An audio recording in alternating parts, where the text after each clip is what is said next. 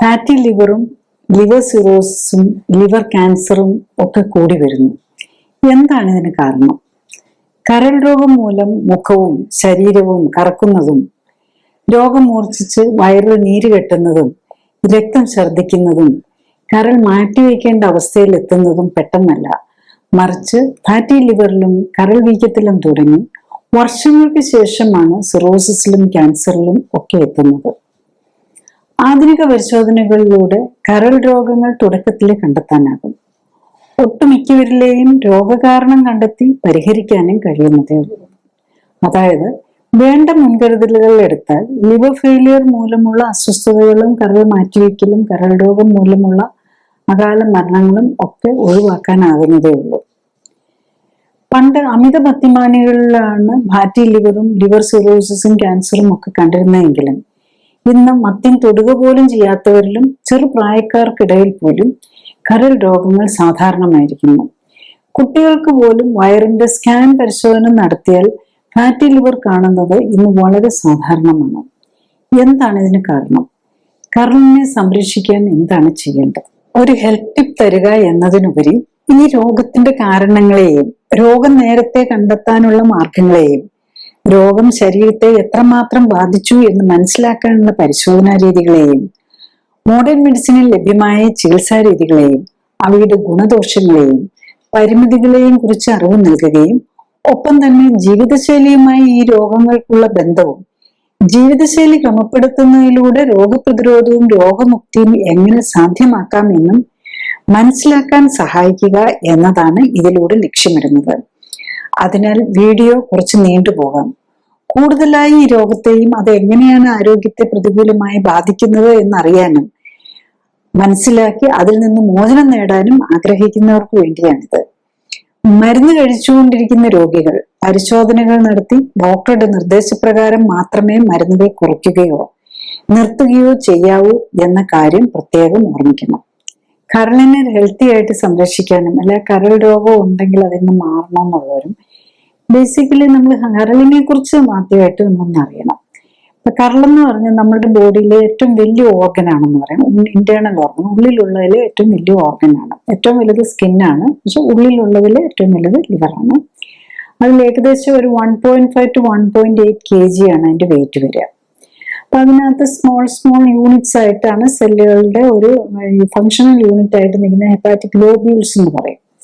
അപ്പൊ അതിനകത്ത് main cells എന്ന് പറയുന്നത് നമ്മളുടെ മെയിൻ ഹെപ്പറ്റോസൈറ്റ്സ് എന്നാണ് പറയുന്നത്, മെയിൻ സെൽസ്.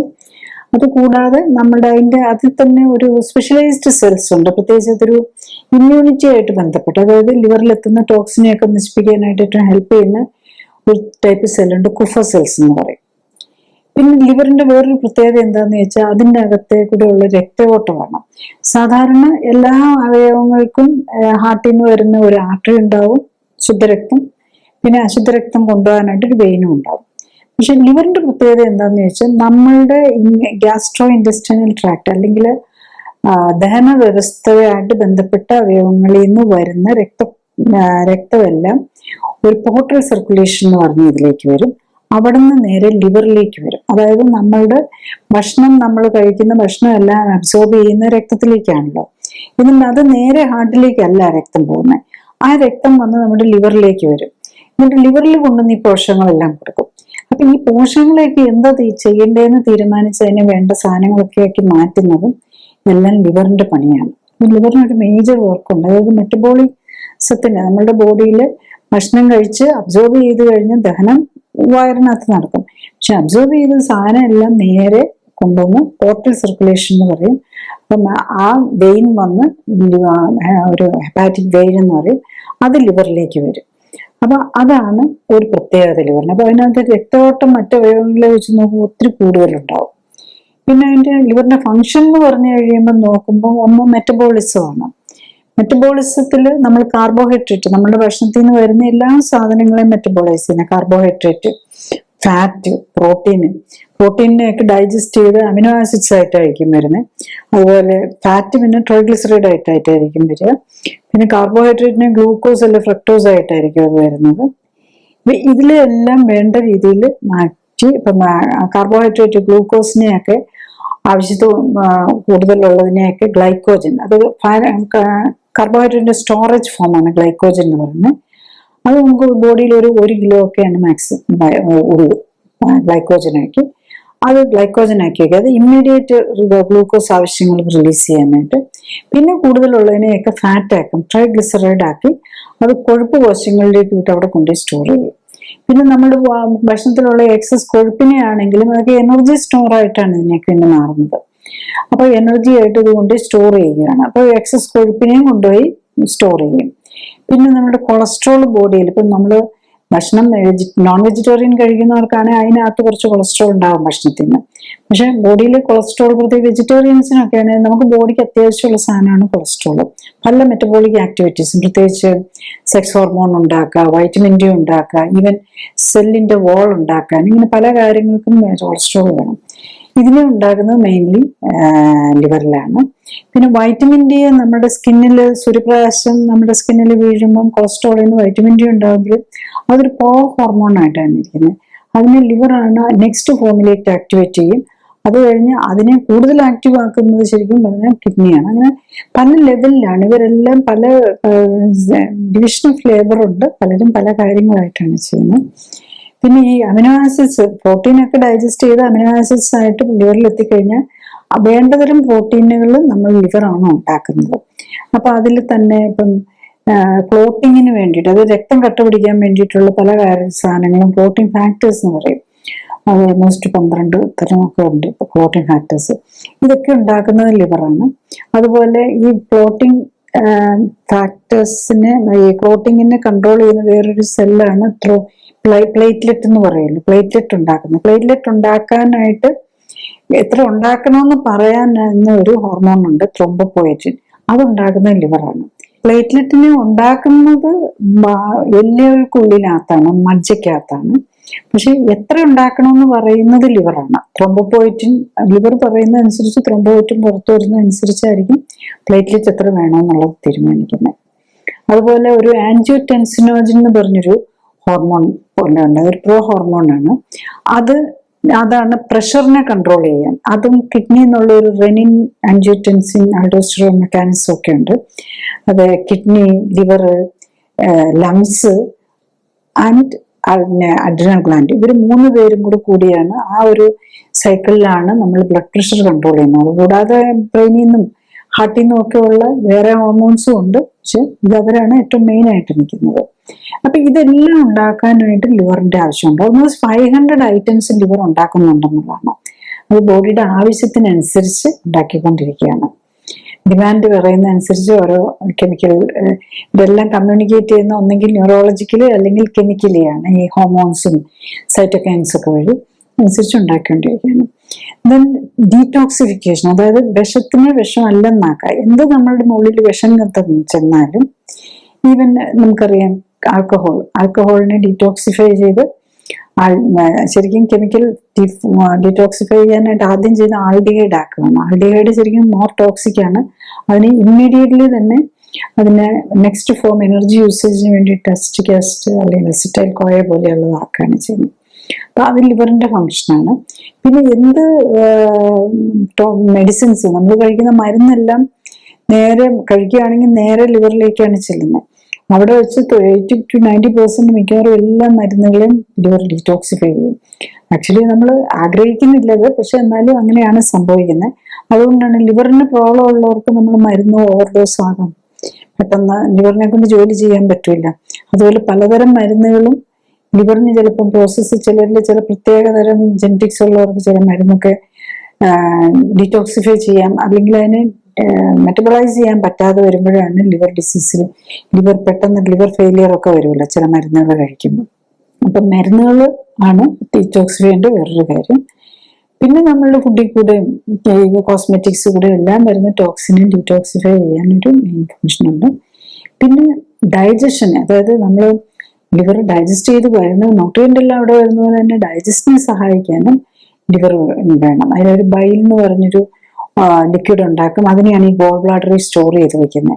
അപ്പൊ ബൈലിന്റെ ആ കൺസിസ്റ്റൻസി ഒക്കെ തെറ്റുമ്പോഴാണ് അതിനകത്ത് സ്റ്റോൺ വരികയും ഗോൾ ബ്ലാഡറി പോളിപ്പിലേക്കും ഒക്കെ പോകുന്നത്. ആക്ച്വലി ലിവർ ഡിസീസുമായിട്ട് വളരെ ക്ലോസ്ലി കണക്റ്റഡ് ആണ് ഗോൾ ബ്ലാഡർ. അപ്പൊ ഗോൾ ബ്ലാഡറിൽ ഒരു സ്റ്റോൺ ഉണ്ടെങ്കിൽ നമ്മൾ മനസ്സിലാക്കണം ലിവറിൽ പ്രോബ്ലം ഉണ്ടെന്ന്. മിക്കവാറും ഗോൾ ബ്ലാഡർ സ്റ്റോൺ ഉള്ളവർക്കൊക്കെ ഒരു ഫാറ്റി ലിവറോ അല്ലെങ്കിൽ ലിവർ ഫൈബ്രോസിസോ പോലെയുള്ള പ്രോബ്ലംസും ഉണ്ടാകും. കാരണം ആ ബൈൽ ഉണ്ടാക്കുന്നത് ശരിയാകുന്നില്ല. അതുകൊണ്ടാണ് ഗോൾ ബ്ലാഡറിന് അസുഖം വരുന്നത്. നെക്സ്റ്റ് ലിവറിന് വരുന്ന അസുഖങ്ങളെ കുറിച്ചാണ്. നമ്മൾ ലിവറിന് പെട്ടെന്ന് വരുന്ന അസുഖങ്ങളുണ്ട്. ഇത് യൂഷ്വലി ഇൻഫെക്ഷൻ ആയിരിക്കും. നമുക്ക് ഇവിടെയാണ് നമ്മുടെ നാട്ടിലറിയാം ഏറ്റവും കൂടുതൽ വരുന്ന ഹെപ്പറ്റൈറ്റിസ് എ ആണ് ഏറ്റവും കൂടുതൽ വരാറുള്ളത്. പിന്നെ ബിയും സിയും അങ്ങനെയൊക്കെ ഉണ്ട്. ഈ ബിയും സിയും ഒക്കെ യൂഷ്വലി ക്രോണിക് ആയിട്ടാണ് വരുന്നത്. പിന്നെ ലിവറിനെ ഏറ്റവും എഫക്ട് ചെയ്യുന്ന ടോക്സിൻസ്, ചിലപ്പോൾ ആന്റിബയോട്ടിക്സ് അല്ല കീമോതെറാപ്പിയുടെയോ ഇപ്പൊ ചില കൂടുതൽ മൾട്ടിപ്പിൾ ആന്റിബയോട്ടിക്സ് ഒന്നിച്ചെടുക്കേണ്ട TBക്ക് പോലെയോ ഒക്കെ എടുക്കേണ്ടി വരുമ്പം ചിലപ്പോൾ പെട്ടെന്ന് ലിവർ ടോക്സിൻ ലിവർ ഫെയിലിയറിലേക്ക് പോകാനുള്ള ഒരു പോസിബിലിറ്റി. മെയിൻലി ഒരു കാരണം മെഡിക്കേഷൻ തന്നെയാണ്. പിന്നെ ഈ ന്യൂട്രീഷണൽ ഡെഫിഷ്യൻസി, പ്രത്യേകിച്ചും പലരും ഈ വെയിറ്റ് കുറയ്ക്കാനൊക്കെ ആയിട്ട് ഇങ്ങനെ ഭയങ്കര സ്ട്രിക്റ്റ് ഡയറ്ററി കൺട്രോൾ ഒക്കെ ചെയ്യുമ്പോൾ ന്യൂട്രീഷൻസ് കുറഞ്ഞു പോകും. അപ്പൊ അവര് കഴിക്കുന്നത് കുറയും. അതിൻ്റെ അടുത്ത് ബേസിക് എലമെന്റ് നമുക്ക് ഫുഡ് കൺട്രോൾ ചെയ്ത് വെയിറ്റ് കുറയ്ക്കാൻ നോക്കുമ്പോൾ ആ കാർബോഹൈഡ്രേറ്റും ഫാറ്റും മാത്രമേ കുറയ്ക്കാൻ പാടുള്ളൂ. ഫാറ്റ് തന്നെ സാച്ചുറേറ്റഡ് ഫാറ്റും omega-3 omega-6 ഒക്കെ പ്രത്യേകിച്ച് വേണം. അപ്പൊ ഇതൊക്കെ കിട്ടാതെ വന്നു കഴിഞ്ഞ് കഴിഞ്ഞാൽ ലിവറിന് അസുഖം വരും. പ്രത്യേകിച്ച് ഒരു കോളിൻ എന്ന് പറഞ്ഞൊരു എൻസൈം, ഒരു വൈറ്റമിൻ ഉണ്ട്, അതിന് ലിവറിന് അത്യാവശ്യമാണ്. ഇതിന്റെ എല്ലാം കുറവ് വന്നു കഴിഞ്ഞ് കഴിഞ്ഞാൽ ചിലപ്പം പ്രത്യേകിച്ച് ഇങ്ങനെയുള്ളവരിൽ വെരി ഫാസ്റ്റ് ഇങ്ങനെ സ്ട്രിക്റ്റ് ഡയറ്റ് കൺട്രോളും ഒക്കെ ചെയ്യുമ്പോൾ അത് കറക്റ്റായിട്ടല്ല, സ്ട്രിക്റ്റ് ഡയറ്റ് കൺട്രോൾ ആകാം, പക്ഷെ ന്യൂട്രീഷൻ എല്ലാം കിട്ടുന്നുണ്ടെന്ന് ഉറപ്പാക്കണം. അല്ലാതെ ജസ്റ്റ് നമ്മൾ കുറച്ച് ശരിക്കും ഒഴിവാക്കേണ്ടത് കാർബോഹൈഡ്രേറ്റ് ആണ്. ചിലർ എന്താ ചെയ്യുന്നതെന്ന് വെച്ചാൽ നോൺ വെജും ഈ പ്രോട്ടീനുള്ള ഫുഡെല്ലാം ഒഴിവാക്കി ആകെ വെറുതെ ഓട്സും അതുപോലെയുള്ളത് മാത്രം എടുത്ത് കഴിച്ചുകൊണ്ട് ഡയറ്റ് ചെയ്യും. അങ്ങനെയൊക്കെ ചെയ്യുമ്പം ഇങ്ങനെ ലിവറിന് പ്രോബ്ലം, പ്രത്യേകിച്ച് ഫാസ്റ്റ് അങ്ങനെ വരുമ്പോഴാണ് ഈ പലരും ചോദിക്കും ഫാസ്റ്റ് വെയിറ്റ് റിഡക്ഷൻ വരുമ്പോൾ പ്രോബ്ലം വരുമെന്ന്. ഒരു 8 to 10% ഒക്കെ നമുക്ക് വെയിറ്റ് ഒരു മാസം കുറയ്ക്കുന്നതിന് കുഴപ്പമില്ല. പക്ഷെ വൈറ്റമിൻസും മിനറൽസും വേണ്ട ന്യൂട്രിയൻസും പ്രോട്ടീനും എല്ലാം വേണ്ടത്രയും ഈ കൺട്രോൾഡ് ഫുഡിൽ ഉണ്ടാകുന്ന ഉറപ്പാക്കണം. അതാണ് വേണ്ടത്. അങ്ങനെ ചെയ്തുകൊണ്ടേ നമ്മൾ ഡയറ്റ് ചെയ്യാൻ പാടുള്ളൂ. നെക്സ്റ്റ് പതുക്കെ വരുന്ന അല്ലെങ്കിൽ ക്രോണിക് ലിവർ പ്രോബ്ലംസ് ആണ്. അതിൽ ഏറ്റവും പ്രധാനം നമുക്കറിയാം ആൽക്കഹോളിക് ഫാറ്റി ലിവർ ഡിസീസ് എന്നുള്ളതാണ്. അതുപോലെ തന്നെ നോൺ ആൽക്കഹോളിക് ഫാറ്റി ലിവർ ഡിസീസും ഉണ്ട്. ഈ ആൽക്കഹോളിക് ഫാറ്റി ലിവർ ഡിസീസ് ആൽക്കഹോളാണ് പ്രോബ്ലം ഉണ്ടാക്കുന്നത്. നോൺ ആൽക്കഹോളിക് ഫാറ്റി ലിവർ ഡിസീസിൽ ആരാണ് പ്രോബ്ലം ഉണ്ടാക്കുന്നതെന്ന് വെച്ചാൽ ബേസിക്കലി കാർബോഹൈഡ്രേറ്റ്, നമ്മൾ കഴിക്കുന്ന കാർബോഹൈഡ്രേറ്റും ഫാറ്റുമാണ്. അതായത് നമ്മുടെ ഓയിൽ സീഡ്സ്, നട്ട്സ്, ഇതിനകത്ത് നല്ല മരുന്നും കൊഴുപ്പാണ്. നമ്മൾ ഈ ബദാം, പിസ്റ്റ, കശുവണ്ടി, കപ്പലണ്ടി ഇതൊക്കെ തിന്നുമ്പം അതെല്ലാം ശരിക്കും അതിനകത്ത് ഓൾമോസ്റ്റ് 40 to 50, അതിലൊക്കെ 60% വരെ ഫാറ്റാണ്. ഇതാണ് നമുക്ക് ഡാമേജിങ് ആകുന്നത്. അപ്പം മറ്റിടത്ത് ആൽക്കഹോൾ ആണെങ്കിൽ ഒരു കാർബോഹൈഡ്രേറ്റ് ആണ്, അതുപോലെ ഇതും കാർബോഹൈഡ്രേറ്റ് തന്നെയാണ്. കാർബോഹൈഡ്രേറ്റ് ആണ് അപ്പോൾ ആക്ച്വലി, അല്ലെങ്കിൽ ഓർ ഹൈഡ്രോകാർബൺ. മറ്റത് ഫാറ്റ് ആണെങ്കിൽ ഹൈഡ്രോ കാർബൺ എന്ന് പറയും. ഇവരാണ് അതിനകത്ത് മെയിനായിട്ട് വരുന്നത്. അതിൽ തന്നെ ചിലരിൽ അത് ഒരു നെക്സ്റ്റ് ലെവലിലേക്ക് ലിവറിന് നീർക്കെട്ടിലേക്ക് മാറും. അതിനാണെന്ന് പറയുന്നത് ആൽക്കഹോളിക് സ്റ്റേറ്റ് ഓഫ് ഹെപ്പറ്റൈറ്റിസ്. അതിലെന്താ പ്രത്യേകത എന്ന് വെച്ചാൽ ലിവർ എൻസൈംസും കൂടെ കൂടാൻ പോകുന്നു. ബ്ലഡ് മറ്റതിലാണെങ്കിൽ നമ്മൾ സ്കാനിങ് നോക്കുമ്പോൾ ഫാറ്റി ലിവറിനെ കാണുള്ളൂ.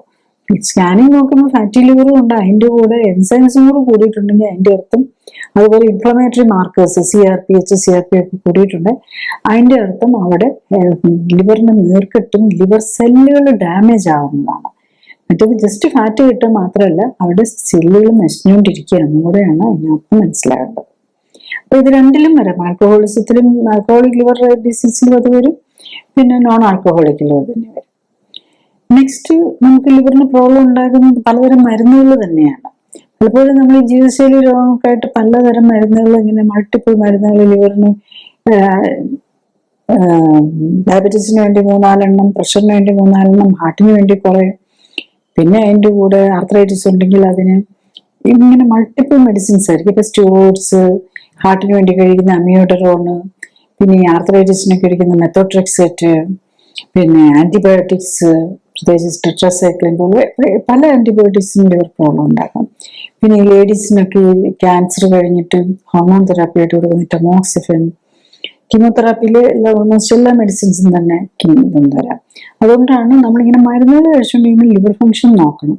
ലിവർ ഫങ്ഷൻ നോക്കിയിട്ട് നമ്മൾ ലിവറിന്റെ എൻസൈംസ് ഒക്കെ കൂടുമ്പോഴും പിന്നെ ആ മരുന്നൊക്കെ മേടിച്ചു കഴിഞ്ഞാൽ ഡെഫിനറ്റ്ലി ലിവറിന് വെറുതെ നോക്കിയിട്ട് മാത്രം കാര്യമില്ല.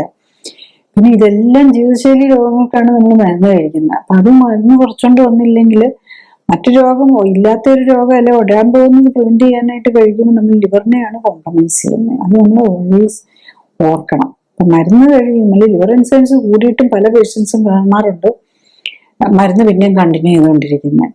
പിന്നെ പലപ്പോഴും ഉണ്ട് ക്രോണിക് ആയിട്ട് എടുക്കുന്ന സൈക്യാട്രിക് മെഡിസിൻസ്, എപ്പിലെപ്സിക്ക് എടുത്തുകൊണ്ടിരിക്കുന്ന മെഡിസിൻസ്, ഇങ്ങനെയൊക്കെ എടുത്ത് കാണുന്നവരിലും ലിവർ എൻസൈംസും കൂടി ഫാറ്റി ലിവറും ഉണ്ടാകും, ലിവർ എൻസൈംസും കൂടുന്നത് കോമൺ ആണ്.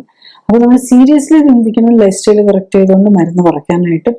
ഈവൻ നമ്മൾ വേണമെന്ന് വെച്ച് കഴിഞ്ഞാൽ നമ്മൾ കറക്റ്റായിട്ട് ലൈഫ് സ്റ്റൈൽ കറക്റ്റ് ചെയ്ത് കഴിഞ്ഞാൽ നമുക്ക് 90% ഓഫ് മരുന്ന് നമുക്ക് ഒഴിവാക്കാൻ പറ്റുന്നതാണ്.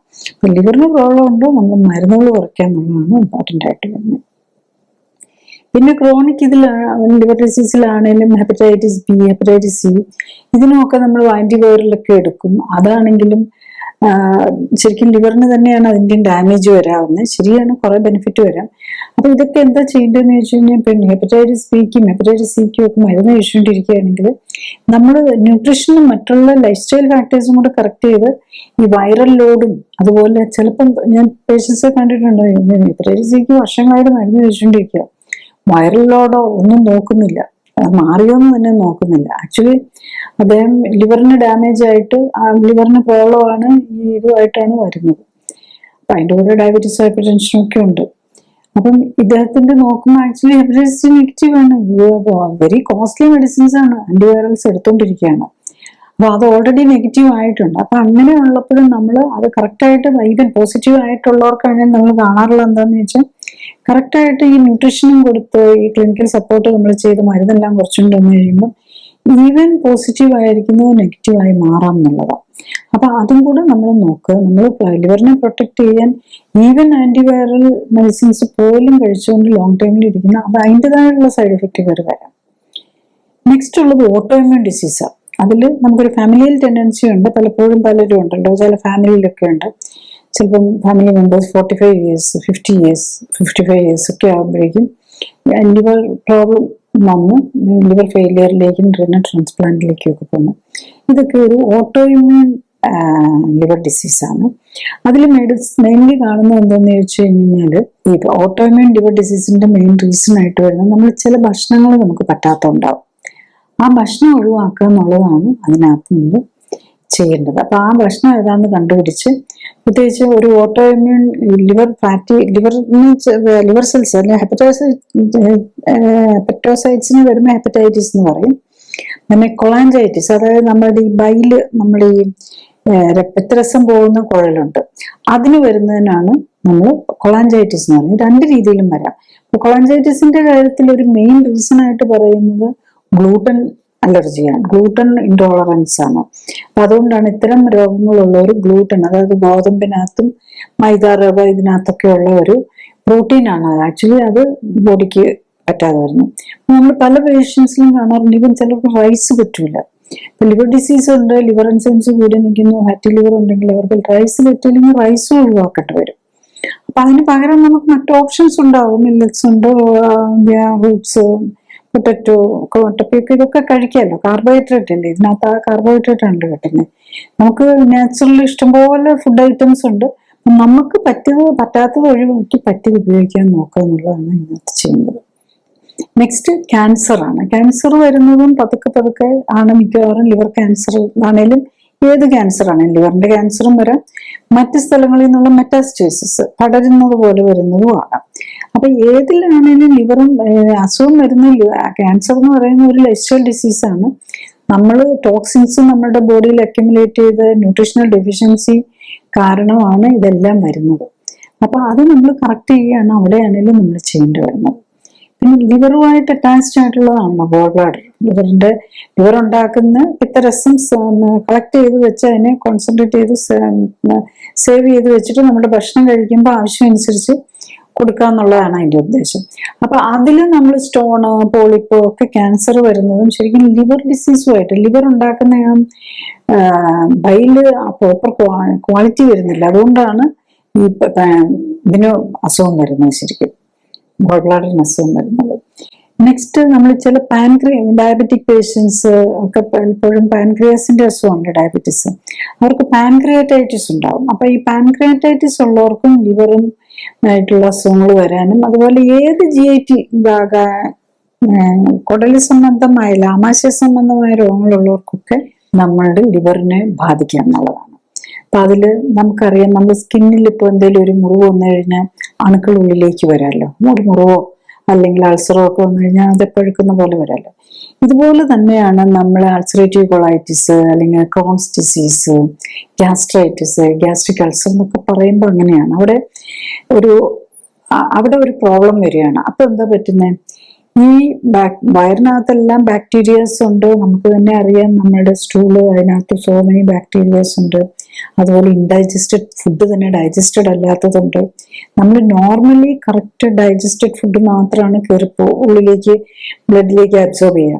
പക്ഷെ ഇങ്ങനെയുള്ളവരിൽ ഈ ഡൈജസ്റ്റഡ് അല്ലാത്ത ഫുഡും ബാക്ടീരിയയും വൈറസും അവിടെ പലരും കയറിപ്പോവും. അപ്പൊ ഇതെല്ലാം ചെല്ലുന്നത് നേരെ എങ്ങോട്ടാണ്? ബ്ലഡില്ല, അവിടെ നിന്ന് വരുന്ന ബ്ലഡ് എല്ലാം നേരെ പോകുന്ന ലിവറിലേക്ക്. അപ്പൊ ഇതിന്റെ എല്ലാം ബേർഡൻ ലിവറിൽ വരും. അപ്പൊ ഇങ്ങനെയുള്ളവർക്കാണ് ഈ ഓട്ടോഇമ്യൂൺ കൊളഞ്ചൈറ്റിസും ഹെപ്പറ്റൈറ്റിസും ഒക്കെ വരാനതിന്റെ ഒരു റീസൺ ആയിട്ട് പറയുന്ന ഇത്തരം പ്രോബ്ലംസാണ്.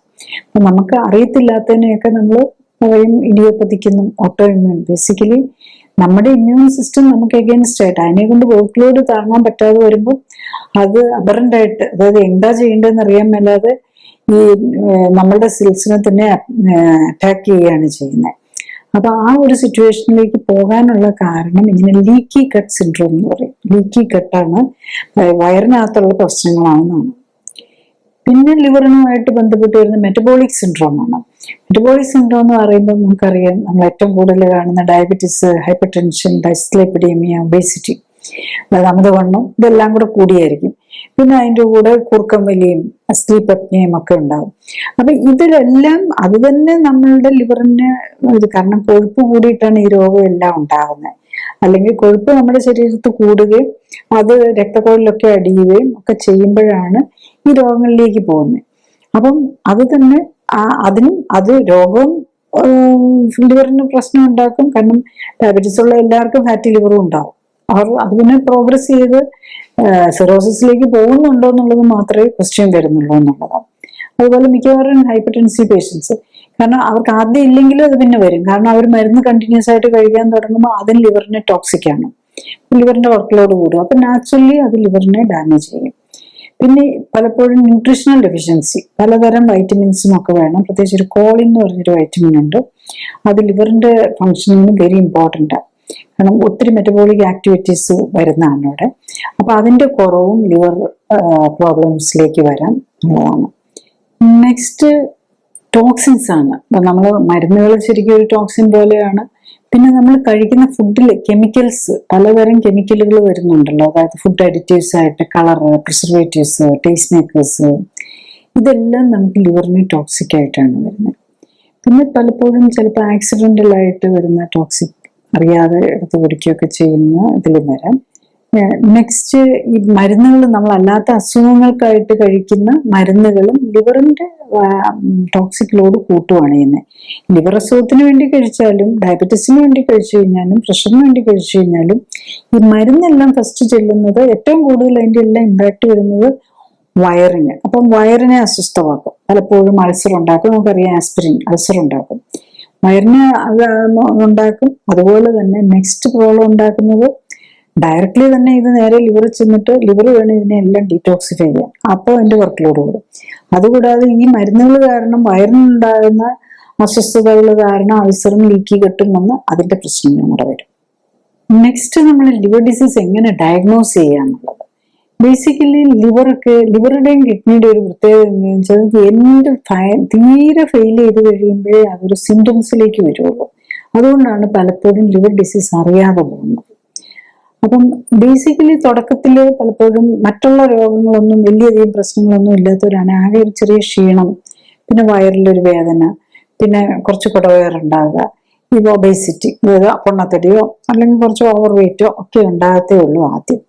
അപ്പൊ നമ്മളത് ടെസ്റ്റ് ചെയ്ത് നോക്കിയാൽ മാത്രമേ നമുക്കത് കണ്ടുപിടിക്കാൻ പറ്റുള്ളൂ.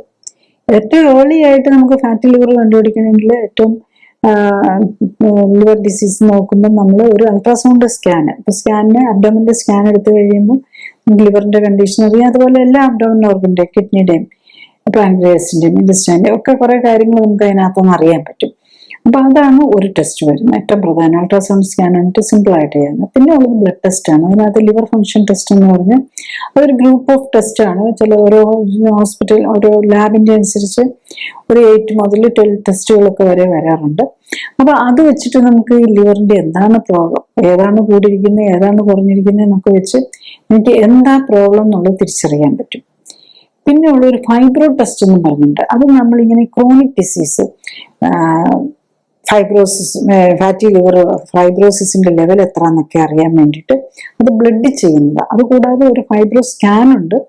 അത് നമ്മളുടെ ആ ലിവറിന്റെ ഇലാസ്റ്റിസിറ്റി എത്രയുണ്ട്, എത്ര ഡാമേജ് വന്നിട്ടുണ്ടെന്ന് അറിയാൻ ഒരു ഫൈബ്രോ സ്കാൻ ഉണ്ട്. അതുപോലെ ബ്ലഡിൽ ഒരു ഫൈബ്രോ ടെസ്റ്റ് ഉണ്ട്. അപ്പൊ അത് വെച്ച് നമ്മൾ കുറെ കാര്യങ്ങൾ അറിയാൻ പറ്റും. പണ്ടൊക്കെ ആണെങ്കിൽ നമ്മൾ ലിവർ ബയോപ്സി ആയിരുന്നു ഇതിനൊക്കെ വേണ്ടി, ലിവർ ഡിസീസ് അറിയാൻ വേണ്ടിയിട്ട്, പ്രത്യേകിച്ച് സിറോസിസ് ഒക്കെ ഉണ്ടെന്ന്. ഇപ്പൊ നമ്മളിപ്പോ അഡ്വാൻസ് ടെസ്റ്റുകളൊക്കെ വന്നു കഴിഞ്ഞപ്പോൾ നമുക്കിപ്പോ ശരിക്കും ബയോപ്സിയുടെ ആവശ്യമില്ല എന്നുള്ളതാണ്. നമ്മളൊരു ലിവർ പ്രോബ്ലം അറിയാൻ വേണ്ടിയിട്ട് നമ്മൾ ലിവർ ബയോപ്സി ചെയ്യേണ്ട ആവശ്യമില്ല. ഇപ്പൊ ഈ ഫൈബ്രോ ടെസ്റ്റ് ഉണ്ട്, ഫൈബ്രോ സ്കാൻ ഉണ്ട്. പിന്നെ ഈവൻ നമ്മൾ ഓട്ടോ ഇമ്മ്യൂൺ ഡിസീസ് ആണോ എന്ന് അറിയാൻ വേണ്ടിയിട്ട് അതിലും ബയോപ്സി വെച്ച് പ്രൂവ് ചെയ്യണമെന്നില്ല. ഇപ്പൊ ഓട്ടോ ഇമ്മ്യൂൺ ആന്റിബോഡീസ് ഉണ്ട്, LKM ആന്റിബോഡി, AT ആന്റിബോഡി, അങ്ങനെ AMA, അങ്ങനെ മൾട്ടിപ്പിൾ പലതരത്തിൽ ഓരോ കാര്യങ്ങൾ തിരിച്ചറിയാൻ വേണ്ടിയിട്ടുണ്ട്. അതുപോലെ ഈവൻ ക്യാൻസർ ആണെങ്കിൽ പോലും നമുക്ക് സ്കാനിൽ നിന്ന് അറിയാം. അൾട്രാസൗണ്ട് സ്കാനിൽ തന്നെ നമുക്ക് എന്തെങ്കിലും ഉണ്ടെങ്കിൽ ഒരു പരിധിവരെ അറിയാൻ പറ്റും. പിന്നെ സ്കാനിൽ വരുന്നതിന് മുമ്പ് തന്നെ ട്യൂമർ മാർക്കേഴ്സ് ഉണ്ട്. ലിവറിന് സ്പെസിഫിക് ആയിട്ടുള്ള ട്യൂമർ മാർക്കേഴ്സ് ആൽഫ ഫീറ്റോപ്രോട്ടീൻ എന്ന് പറയുന്ന ഒരെണ്ണമുണ്ട്. അതുകൂടാതെ ലിവറിൽ എന്തെങ്കിലും സെക്കൻഡറീസ്, സാധാരണ പലയിടത്തുനിന്നും കുടലിൽ നിന്നൊക്കെ വരുന്ന ക്യാൻസർ ആയിരിക്കും, മണ്ണാശയത്തിനോ അല്ലെങ്കിൽ പാൻക്രിയാസിനോ എയ്നസിന്നോ അല്ലെങ്കിൽ കോളൻ വൻകുടലിൽ നിന്നൊക്കെ വരുന്ന ക്യാൻസറുകളായിരിക്കാം. അപ്പൊ അതിനും പല മാർക്കേഴ്സും ഉണ്ട്. പിന്നെ ഓവറി, യൂട്രസിൽ നിന്നൊക്കെയാണ് CA-125 ഉണ്ട്. അതുപോലെ CE എന്ന് പറഞ്ഞ ഹോർമോൺ ട്യൂമർ മാർക്കേഴ്സ് ഉണ്ട്. ഇതൊക്കെ ചെക്ക് ചെയ്യുമ്പോൾ നമുക്ക് സ്കാനിൽ കണ്ടുപിടിക്കുന്നതിലും നേരത്തെ തന്നെ കണ്ടുപിടിക്കാൻ പറ്റും എന്നുള്ളതാണ്, ഈവൻ ക്യാൻസർ പോലും. പിന്നെ ബാക്കി ഇപ്പൊ ക്യാൻസറിലേക്കോ മറ്റുള്ള ഇതിലേക്കോ ചെയ്യുകയാണെങ്കിൽ CT സ്കാനർ ഉണ്ട്, MRI ഉണ്ട്. അതിൽ പോലും ഇപ്പം ബയോപ്സിയുടെ ആവശ്യമില്ല എന്നുള്ളത്. പെറ്റ് സ്കാൻ ഉണ്ട്. പെറ്റ് സ്കാൻ വെച്ച് നോക്കുമ്പോൾ നമ്മൾ ഓൾ ബോഡി പെറ്റ് സ്കാൻ എടുത്തു കഴിഞ്ഞാൽ എവിടെയൊക്കെ എന്താണ് ക്യാൻസറിന്റെ നമുക്ക് ഏകദേശം അറിയാൻ പറ്റും. എവിടെയെങ്കിലും സ്പ്രെഡ് ചെയ്തിട്ടുണ്ടോ, വേറെ എവിടെയെങ്കിലും ഉണ്ടെങ്കിൽ ഇപ്പൊ നമുക്കറിയാം പ്രൈമറി ലിവർ ക്യാൻസർ ആണോ, അത് മറ്റുള്ളിടത്തുനിന്ന് വന്നാണ്, ഇതൊക്കെ അറിയാൻ പെറ്റ് സ്കാൻ മതിയാവും. ഇപ്പം ബേസിക്കലി ഡയഗ്നോസിസിന് പല കാര്യങ്ങൾക്കും നമുക്കിപ്പം ബയോപ്സി പോലും അതുപോലെ ഇൻവേസീവ് പ്രൊസീജിയേഴ്സ് ആവശ്യമില്ല എന്നുള്ളതാണ്. നെക്സ്റ്റ് പിന്നെ ഈ ഒരു ബ്ലോക്ക് ഒക്കെ പോലെ വരുമ്പോഴാണ് MRCP, മാഗ്നറ്റിക് റെസൊണൻസ് കൊളാഞ്ചിയോ പാൻക്രിയാറ്റോഗ്രാഫി, അതുപോലെ ERCP, എൻഡോസ്കോപ്പി റിട്രോഗ്രേഡോ കൊളാഞ്ചിയോ പാൻക്രിയാറ്റോഗ്രാഫി എന്നൊക്കെ പറയുന്നത്. കൊളാഞ്ചിയോ എന്ന് പറഞ്ഞ ബൈൽ ഡക്റ്റിന്റെ കാര്യങ്ങൾ അറിയാനുള്ളതാണ്. അപ്പം അതൊക്കെ നമുക്ക് ഇപ്പൊ അങ്ങനത്തെ അഡ്വാൻസ്ഡ് ടെസ്റ്റുകളും ഒക്കെ ഉണ്ട്. നമുക്കതൊക്കെ ആവശ്യമനുസരിച്ച്, അതൊക്കെ ബ്ലോക്ക് ഉണ്ടെങ്കിലാണ് ഇത്തരം കാര്യങ്ങൾ, അതൊക്കെ കുറച്ച് ഇൻവേസീവും കൂടെയാണ്. അല്ലെങ്കിൽ നമുക്ക് നോൺ ഇൻവേസീവ് ആയിട്ടുള്ള ടെസ്റ്റുകൾ മാത്രം വെച്ച് ഇപ്പൊ നമുക്ക് മിക്കവാറും പ്രത്യേകിച്ച് തുടക്കം തന്നെ നമുക്ക് ഈ കാര്യങ്ങൾ, ക്യാൻസർ പോലും വളരെ വളരെ മുമ്പ് തന്നെ നമുക്ക് ബ്ലഡ് ടെസ്റ്റിൽ കൂടെ തന്നെ കണ്ടുപിടിക്കാൻ പറ്റുന്നതേ ഉള്ളൂ. Next, liver problem, fatty liver ഉണ്ടെങ്കിൽ എന്ത് മരുന്നാണ് കഴിക്കേണ്ടത്? എല്ലാവരും ചോദിക്കുന്ന ഒരു ചോദ്യം, ഫാറ്റി ലിവറിന് എന്ത് മരുന്ന് കഴിക്കാൻ പറ്റുന്നു? ആക്ച്വലി ഫാറ്റി ലിവർ വന്നു കഴിഞ്ഞാൽ നമ്മൾ മരുന്ന് കഴിക്കുകയല്ല, നമ്മുടെ ജീവിതശൈലിയിലെ പ്രോബ്ലം. ഇതൊരു ഫാറ്റി ലിവർ ആണെങ്കിലും ലിവർ സിറോസിസ് ആണെങ്കിലും ഏതാണെങ്കിലും ജീവിതശൈലിയിലെ പ്രോബ്ലം. ആൽക്കഹോൾ കഴിക്കുന്നുണ്ടെങ്കിൽ ആ ആൽക്കഹോളാണ് നമുക്കറിയാം, അതിനെക്കുറിച്ച് പിന്നെ പറയേണ്ട കാര്യമില്ലല്ലോ. പിന്നെ ഉള്ളത് മറ്റേ നോൺ ആൽക്കഹോളിക് ആണെങ്കിലും നമ്മൾ കൂടുതൽ ചോറും ഇങ്ങനെ കാർബോഹൈഡ്രേറ്റും ഫാറ്റും എല്ലാം കഴിക്കുന്നു. അപ്പൊ അങ്ങനെയുള്ളവർക്ക് മിക്കവാറും ഓവർ വെയിറ്റ് ഉണ്ടാകും. ഓവർ വെയിറ്റ് ഇല്ലെങ്കിൽ പോലും ഓവർ ഫാറ്റ് ഉണ്ടാകും. ഓവർ ഫാറ്റ് ഉണ്ടോ എന്ന് അറിയണമെങ്കിൽ നമ്മൾ വയറ് നോക്കിയാൽ മതി. കുടവയറുണ്ടെങ്കിൽ അതിന്റെ അകത്തും ഫാറ്റ് കൂടുതലുണ്ട്. അപ്പൊ അതിന് പ്രൊപ്പോർഷനേറ്റ് ആയിട്ടുള്ള ഫാറ്റ് ലിവറിനകത്തും കിട്ടുന്നുണ്ടെന്ന് കൂട്ടിയാൽ മതി. അപ്പൊ അതാണ് നമ്മൾ മനസ്സിലാക്കേണ്ടത്. അപ്പൊ ട്രീറ്റ്മെന്റ് ശരിക്കും പറഞ്ഞു കഴിഞ്ഞാൽ ഇത് ജീവിതശൈലി രോഗമാണ്, ജീവിതശൈലി കറക്റ്റ് ചെയ്യുകയാണ്. അപ്പൊ നമ്മൾ ഭക്ഷണം കഴിക്കുന്നതിനകത്ത് കളറും പ്രിസർവേറ്റീവ്സും ഒക്കെ ഒഴിവാക്കുക, കാലറി അതായത് കാർബോഹൈഡ്രേറ്റും ഫാറ്റും കുറയ്ക്കുക, നട്ട്സ് അങ്ങനത്തെയൊക്കെ കുറയ്ക്കുക, പിന്നെ എക്സസൈസ് ചെയ്ത് ബോഡിയിൽ അടിഞ്ഞിരിക്കുന്ന ഫാറ്റ് കളയാൻ നോക്കുക. ഇതാണ് നമ്മൾ ബേസിക്കലി ചെയ്യേണ്ടത്. പിന്നെ നമുക്ക് മരുന്നായിട്ട് ആകെ നമുക്ക് എടുക്കാനുള്ളത് ഇപ്പോൾ ഉള്ളതൊരു മെഡിസിൻ ആയിട്ടുള്ള ഒരു യൂറോ ഡിയോക്സിക്കോളിക് ആസിഡ് എന്ന് പറഞ്ഞൊരിത്. അത് മെയിൻലി നമ്മൾ ഈ ഗോൾ ബ്ലാഡർ സ്റ്റോണിനും അതുപോലെ സ്റ്റീറ്റോ ഹെപ്പറ്റൈറ്റിസ് പോലെ, അതായത് അവിടെ സ്റ്റാഗ്നേഷൻ ഇതിന് വരുന്നതിലും അതൊരു ശരിക്കും പറഞ്ഞൊരു ബൈൽ ആസിഡാണ്. അതിന് ചിലരിലൊക്കെ നല്ല ബെനിഫിറ്റ് കാണാറുണ്ട്. പക്ഷെ അതേ സമയത്ത് അത് ചിലപ്പോൾ ലിവർ പ്രോബ്ലം ഉണ്ടാക്കാം. ഞാൻ പറഞ്ഞാൽ നേരത്തെ ഏത് മരുന്നാണെങ്കിലും ലിവറിന് ചിലപ്പോൾ പ്രോബ്ലം കൂടെ ഉണ്ടാക്കാം, ലിവറിനെ സപ്പോർട്ട് ചെയ്യാനാണെങ്കിൽ. അതൊക്കെ കഴിക്കുകയാണെങ്കിൽ ഒരു ഷോർട്ട് ടൈം കഴിച്ച് ഇമ്മീഡിയറ്റ്ലി തന്നെ ലൈഫ് സ്റ്റൈൽ കറക്റ്റ് ചെയ്താൽ ഇതൊക്കെ മാറുന്നതേ ഉള്ളൂ. വളരെ ഫാസ്റ്റായിട്ട് ഇതെല്ലാം കറക്റ്റ് ചെയ്യാൻ പറ്റും എന്നുള്ളതാണ്. നെക്സ്റ്റ് നമ്മൾ കൊടുക്കാവുന്ന ട്രീറ്റ്മെന്റ്, അവൈലബിൾ ട്രീറ്റ്മെന്റ് എന്ന് നോക്കിക്കഴിഞ്ഞാൽ ഒരു ലിവർ ഫെയിലിയറിലേക്ക് വന്നു കഴിഞ്ഞു, അതായത് ഒരു സീരിയസ് ആയിട്ടുള്ള സിറോസിസ് ഒക്കെ വന്ന് പോർട്ടൽ ഹൈപ്പർ ടെൻഷൻ, അതായത് നമ്മുടെ ഈ ലിവറിനകത്തെ സ്പെഷ്യൽ ഇതിനകത്ത് സർക്കുലേഷൻ രക്തക്കൊള്ളുകളുണ്ടല്ലോ, അതിനകത്തേക്ക് പ്രഷർ കൂടി കഴിയുമ്പോൾ അതിന് വേണ്ടിയിട്ട് ചില മെഡിക്കൽ ട്രീറ്റ്മെന്റ് ആയിട്ട് കൊടുക്കുന്നത് നമ്മൾ മറ്റേ BP കൊടുക്കുന്ന തന്നെ ബീറ്റാ ബ്ലോക്കർ ബാധിപ്പെട്ട പെപ്പനോളോൾ എന്നുള്ള ഒരു മരുന്ന് കൊടുക്കാറുണ്ട്. അതാണ് അതിനകത്ത് സാധാരണ കൊടുക്കുന്ന ഒരു മരുന്നായിട്ടുള്ളത്. പിന്നെ നമ്മൾ പലതരം പ്രൊസീജിയേഴ്സ്, അതായത് ഈ വെരിക്കോസ് വെയിൻസ് നമ്മളുടെ ഈ അന്നനാളത്തിൽ വരാൻ തുടങ്ങും. അത് ശരിക്കും പറഞ്ഞു കഴിഞ്ഞാൽ നമ്മളുടെ ബോഡി ഈ ബ്ലഡിന് ഈ കുടലിൽ നിന്നും എല്ലാം കൂടെ വന്നിരിക്കുന്ന ബ്ലഡിന് തിരിച്ച് കയറി ലിവറിൽ നിന്നും വീനക്കേവയിലേക്കാണ് അത് ഡ്രെയിൻ ചെയ്ത് പോകേണ്ടത്. ഹെപ്പാറ്റിക് വെയിൻ പോകുന്ന വീനക്കേവയിലേക്കാണ്. അതിലേക്ക് പോകാനുള്ള രക്തക്കൊള്ളുകളൊക്കെ ബ്ലോക്ക് ആകാണ് ഈ ഫൈബ്രോസിസ് കാരണം. അപ്പൊ ഈ ബ്ലഡിന് തിരിച്ചു പോകാൻ ബോഡി ഒരു നാച്ചുറൽ വേ കണ്ടുപിടിക്കുന്ന ശരിക്കും പറഞ്ഞു കഴിഞ്ഞാൽ ഈസോഫാഗൽ വെരിസിസ് എന്നുള്ളത്. അപ്പൊ അതിലൂടെ കയറി നേരെ ഹാർട്ടിലേക്ക് ബ്ലഡിന് എത്തിയല്ലേ പറ്റുള്ളൂ. താഴേക്കൊന്നും ബ്ലഡിന് തിരിച്ച് ഹാർട്ടിൽ ചെന്നാലല്ലേ പോകാൻ പറ്റുള്ളൂ. അങ്ങനെ കണ്ടുപിടിക്കുന്ന ഒരിതാണ്. പക്ഷെ നമ്മളിപ്പോ ഒക്കെ ചെയ്യുന്നത്, നമ്മൾ റെഗുലർലി ചെയ്യാറുള്ളത് കാണുമ്പോൾ തന്നെ എൻഡോസ്കോപ്പി ചെയ്ത് പോർട്ടൽ ഹൈപ്പർ ടെൻഷൻ ഉണ്ടെന്നുണ്ട് എൻഡോസ്കോപ്പി ചെയ്ത് ബാൻഡിങ് ചെയ്യുക, സ്ലൂറോതെറാപ്പി കൊടുക്കുക, അങ്ങനത്തെ ഒക്കെ ലേസർ ചെയ്യുകയൊക്കെ ചെയ്യുന്നുണ്ട്. പക്ഷെ അത് നമ്മൾ ടെക്നിക്കലി നമ്മൾ കൂടുതൽ ഡീപ്പായിട്ട് ചിന്തിച്ചു കഴിഞ്ഞു കഴിഞ്ഞാൽ അതൊരു കറക്റ്റ് ആയിട്ടുള്ള ഒരു പ്രൊസീജിയർ അല്ല. കാരണം ബ്ലഡിന് അങ്ങോട്ട് പോയേ പറ്റുള്ളൂ. അപ്പൊ നമ്മൾ എന്തെങ്കിലും ബ്ലീഡിങ് വന്നാൽ നമുക്ക് കോട്ടറൈസ് ചെയ്യുകയും ഒക്കെ ചെയ്തേ പറ്റുള്ളൂ. സ്ലൂറോതെറാപ്പിയോ ലേസറോ ഒക്കെ വെച്ച് ബ്ലീഡിങ് ബ്ലോക്ക് ചെയ്യാൻ മാത്രമേ നമ്മൾ ശരിക്കും പറഞ്ഞു കഴിഞ്ഞാൽ അത് യൂസ് ചെയ്യാൻ പാടുള്ളൂ. അല്ലാതെ നമ്മൾ ചെയ്യേണ്ടത് അങ്ങനെ ഒന്നു കണ്ടു കഴിയുമ്പോൾ തന്നെ നമ്മൾ ചെയ്യേണ്ട നമ്മളുടെ ജീവിതശൈലി രോഗങ്ങളുണ്ടെങ്കിൽ അത് മാറ്റി, ഓവർ വെയിറ്റ് ഉണ്ടെങ്കിൽ അത് മാറ്റി, ലൈഫ് സ്റ്റൈൽ കറക്റ്റ് ചെയ്ത് മരുന്നുകളിൽ നിന്നും കൂടെ മാറാനാണ് നമ്മൾ ശ്രമം നടത്തേണ്ടത്. അല്ലാതെ നമ്മൾ ഇവരൊരു പാരലൽ വേറൊരു ബൈപ്പാസ് മെക്കാനിസം കണ്ടുപിടിക്കുക ബോഡി തന്നെ ശരിക്കും. അതിൽ നമ്മൾ അതും കൂടെ പോയി ബ്ലോക്ക് ആക്കാൻ നോക്കുന്നത് കൂടുതൽ ഫ്യൂച്ചറിൽ കൂടുതൽ ഒരു വഴിയില്ലെന്നായി പോവുകയാണ് ചെയ്യുന്നത്. നമ്മൾ കൂടുതൽ അതിനെ ഡിസീസിന്റെ പ്രോഗ്രഷന് ഒക്കെ കൂട്ടുമായിരിക്കും ചെയ്യുന്നത്. പിന്നെ ഉള്ളത് നമ്മൾ ഇപ്പം പലപ്പോഴും എന്താ ചെയ്യുന്നതെന്ന് വെച്ചാൽ ലിവറിന് വേണ്ടിയിട്ട് അസുഖമുള്ളവരാണെങ്കിൽ കുറേ മരുന്നുകൾ കഴിക്കുന്നുണ്ടാവും.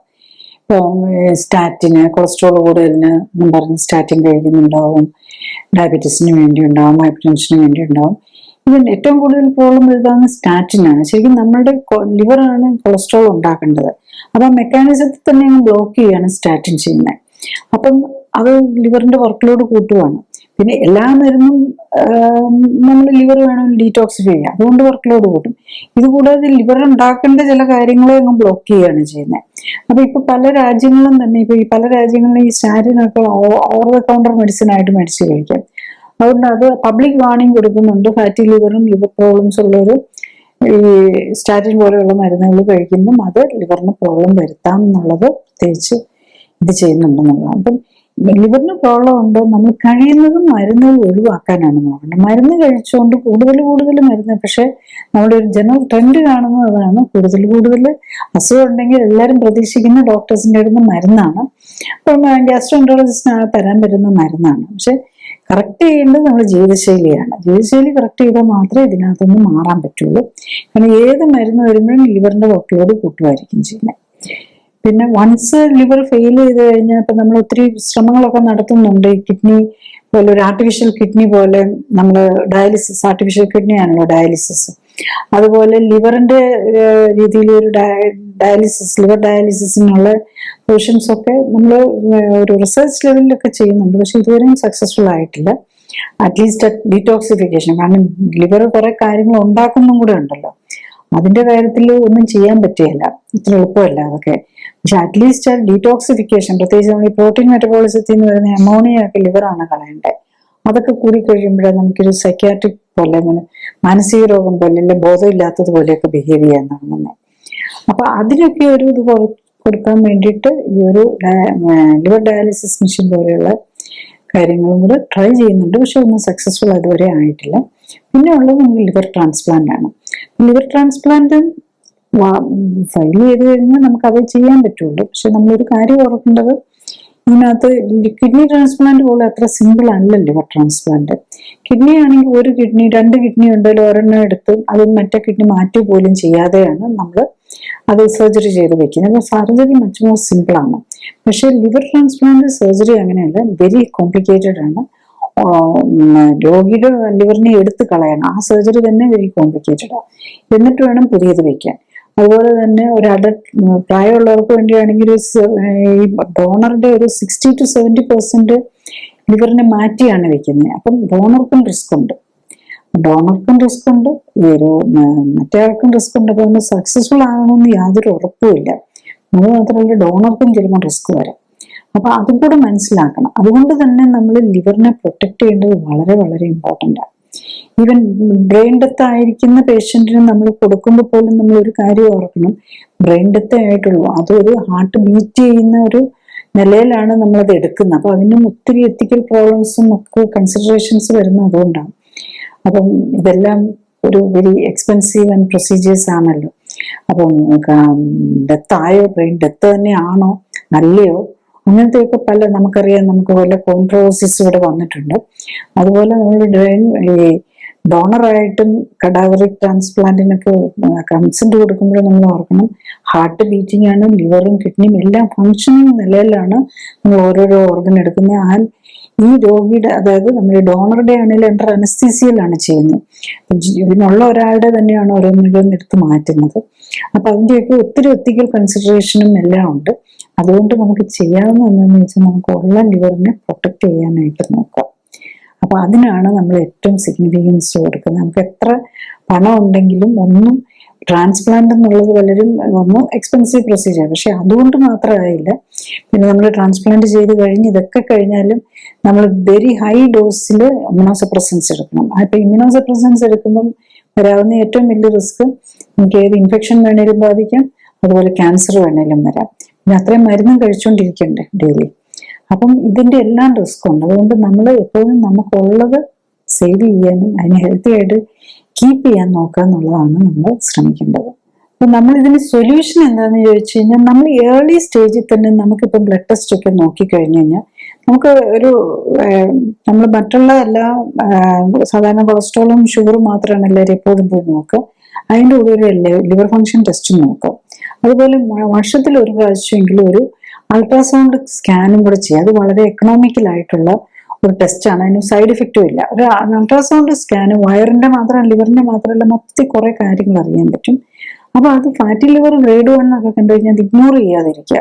പലപ്പോഴും എന്താ ചെയ്യുന്നതെന്ന് ചോദിച്ചാൽ, ഫാറ്റി ലിവർ ഗ്രേഡ് 1 കണ്ടു, പോളിപ്പുണ്ട്, സ്റ്റോൺ ഉണ്ട്, ഗോൾബ്ലാഡർ സ്റ്റോൺ ഉണ്ട്, പക്ഷെ അതുകൊണ്ട് അതിനൊരു മരുന്നും ഇല്ലാന്നറിയാം. ചിലപ്പോൾ ആരെങ്കിലും ഈ ഡിയോക്സിക്കോളിക് എസ്റ്റ് കൊടുക്കും, അത് കഴിക്കും, അതും കഴിച്ചങ്ങ് നടക്കും. അതിനപ്പുറത്തേക്കൊന്നും ചിന്തിക്കുകയില്ല. പിന്നെ ഇതൊക്കെ ഉള്ള ആൾക്ക് ഡെഫിനറ്റ്ലി ലിവർ മറ്റുള്ള രോഗങ്ങളുണ്ടാവും, ഹാർട്ട് ഡിസീസോ ഡയബറ്റീസോ ഹൈപ്പർടെൻഷനോ ഒക്കെ ഉണ്ട്, അതിന്റെ മരുന്ന് സ്ഥിരമായിട്ട് കഴിച്ചുകൊണ്ടിരിക്കും. അങ്ങനെയല്ല നമ്മൾ ചെയ്യേണ്ടത്. ഇതെല്ലാം ലൈഫ് സ്റ്റൈൽ ഡിസീസിലാണ് പെടുന്നത്. നമ്മൾ ജീവിതശൈലി കറക്റ്റ് ചെയ്ത് ഇമ്മീഡിയറ്റ്ലി അതിനെ റിവേഴ്സ് ചെയ്യാൻ നോക്കുക. പോളിപ്പ് ഉണ്ടെങ്കിൽ അത് പോളിപ്പ് കുറഞ്ഞു വരുന്നു എന്ന് ഉറപ്പാക്കുക. സ്റ്റോൺ ഉണ്ടെങ്കിലും പോയി സർജറി ചെയ്യേണ്ട കാര്യമൊന്നുമില്ല. സ്റ്റോൺ മിക്കത് ബ്ലോക്ക് വന്ന് വേദനയൊക്കെ വന്നു കഴിഞ്ഞാൽ നമ്മൾ ചെയ്തേ പറ്റുള്ളൂ. അല്ലാത്ത കേസിലൊന്നും നമ്മൾ സർജറിയുടെ, അതായത് പ്രോബ്ലം ഇല്ലാത്ത ഗോൾ സ്റ്റോൺ ആണെങ്കിൽ അത് നമ്മൾ ഒന്നും ചെയ്യണ്ട. കറക്റ്റ് ലൈഫ് സ്റ്റൈല് കറക്റ്റ് ചെയ്ത് നമ്മുടെ ബോഡിയിലുള്ള എക്സസ് കൊഴുപ്പും ടോക്സിൻസും ഒക്കെ കളഞ്ഞു കഴിയുമ്പോൾ അത് തന്നെ കുറഞ്ഞു വരും എന്നുള്ളതാണ്. നമുക്ക് അൾട്രാസൗണ്ട് സ്കാൻ നമുക്ക് എത്ര വേണമെങ്കിലും റിപ്പീറ്റ് ചെയ്യാമല്ലോ, അത് വെച്ച് നോക്കുമ്പോൾ നമുക്ക് കാണാൻ പറ്റുന്നില്ല. അപ്പോൾ ഒന്ന് നമ്മൾ ഡയറ്റ് കൺട്രോൾ കറക്റ്റ് ചെയ്യുക. പിന്നെ ഓൾറെഡി മരുന്നുകളൊക്കെ കഴിച്ചുകൊണ്ടിരിക്കുന്നവർക്കാണെങ്കിൽ മൾട്ടിപ്പിൾ രോഗങ്ങളുണ്ടെങ്കിൽ നമുക്ക് സെൽഫായിട്ട് കറക്റ്റ് ചെയ്യാൻ പറ്റില്ല. അപ്പം അങ്ങനെയുള്ളവർ നമ്മൾ ക്ലിനിക്കൽ സപ്പോർട്ടോട് കൂടി എടുക്കുക. അപ്പൊ അതിന് ആ ഒരു സപ്പോർട്ടും മോണിറ്ററിങ്ങും ഒക്കെ കിട്ടുമ്പോൾ നമുക്ക് മിക്കവാറും ഒരു ഈ ഡയബറ്റീസും ഹൈപ്പർ ടെൻഷനും ഒക്കെ പോലെയുള്ള ജീവിതശൈലി രോഗങ്ങളുള്ളവർക്കൊക്കെ ഡയബറ്റീസ് ഒക്കെ ടൈപ്പ് 2 ഡയബറ്റീസ് ആണെങ്കിൽ ഫസ്റ്റ് ഡേ തന്നെ മരുന്നിൽ നിന്ന് മാറാൻ പറ്റും എന്നുള്ളതാണ്. അതുപോലെ ഇതിനെ മന്ത് മിക്കവാറും 30 ഡേയ്സ് കൊണ്ട് മിക്കവാറും മരുന്നുകളെല്ലാം നിർത്താൻ പറ്റും എന്നുള്ളതാണ്. അപ്പൊ തന്നെ ലിവറിന് ആശ്വാസമായി. പിന്നെ വേറെ നമ്മൾ അതിനെക്കുറിച്ച് പറയേണ്ട കാര്യമില്ല. ഇപ്പൊ ലിവറിനെ പ്രൊട്ടക്ട് ചെയ്യാൻ ഫാറ്റി ലിവർ ഉണ്ടോ അത് മാത്രമേ ഉള്ളൂ, വേറെ അസുഖമൊന്നും ഇല്ലാത്തവരാണെങ്കിൽ സ്വയം തന്നെ ജീവിതശൈലി കറക്റ്റ് ചെയ്ത് എന്നിട്ട് മോണിറ്റർ ചെയ്യുക. ഒരു 3 മാസം കൊണ്ട് അത് മാറ്റാൻ നോക്കുക. 3 മന്ത്സിനുള്ളിൽ ഫാറ്റി ലിവർ മാറാൻ പറ്റുന്നതേ ഉള്ളൂ. ഗ്രേഡ് 1 ആണെങ്കിൽ മാറുന്നതേ ഉള്ളൂ. ഗോൾഡ് സ്റ്റോണിന്റെ ആണെങ്കിൽ സൈസ് കുറഞ്ഞു വരുന്നതാണ്. അങ്ങനെ മാറ്റാൻ പറ്റുന്നില്ല, നമ്മൾ ജീവിതശൈലി ചെയ്യുന്നത് ശരിയാകുന്നില്ല എന്നാണ്. അപ്പൊ നമ്മൾ വേറെ ഒരു ക്ലിനിക്കൽ സപ്പോർട്ട് എടുത്ത് ജീവിതശൈലി കറക്റ്റ് ചെയ്യാൻ നോക്കും. പിന്നെ മരുന്നുകൾ എടുക്കുന്നവർ ഡെഫിനറ്റ്ലി ക്ലിനിക്കൽ സപ്പോർട്ടോടെ വേണ്ടി വരും, അല്ലാതെ മരുന്ന് നിർത്താൻ പറ്റില്ല. അപ്പോഴും സപ്പോർട്ട് എടുത്ത് നോക്കി ഗ്രാജുവലി വേണം മരുന്ന് നിർത്താനായിട്ട്. ചുരുക്കി പറഞ്ഞാൽ, ഒന്ന്, ഫാറ്റി ലിവർ തുടങ്ങി സിറോസിസിലും ലിവർ ഫെയിലിയറിലും ക്യാൻസറിലും ഒക്കെ എത്തുന്ന കരൾ രോഗങ്ങളെല്ലാം തന്നെ ജീവിതശൈലി രോഗങ്ങളുടെ വിഭാഗത്തിലാണ് പെടുന്നത്.